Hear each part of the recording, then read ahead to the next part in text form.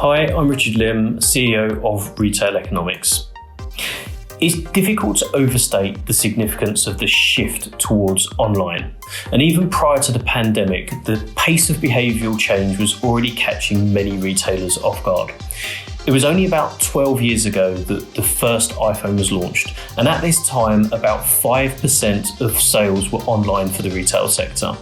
Last year, this had risen to about 20%, but because of the impact of Covid-19 necessitating this shift to online, we forecast that about a quarter of all total retail sales will be online in 2020. What our research shows is that about 45% of customers are shopping online for the first time in some categories. What this means is that there's a new cohort of customers that are being exposed to new customer journeys and overcoming those initial barriers of setting up online accounts, entering payment details, and in some cases, overcoming issues of trust. And it's probably easy to assume that these are typically older consumers that are shopping online for the first time. But actually, the correlation between this new cohort of consumers and age is probably weaker than you would expect. And there are actually younger consumers shopping online for the first time in categories that they traditionally only purchased in store. And some of these behaviours are likely to become permanent.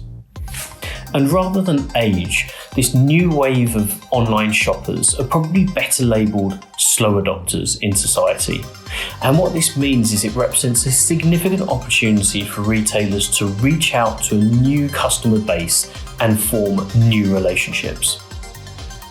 But simultaneously, many retailers are also battling against legacy business models where they've got too much space, too many stores, they're battling with inflexible lease structures, and that's really inhibiting their ability to pivot business models towards a more digital proposition.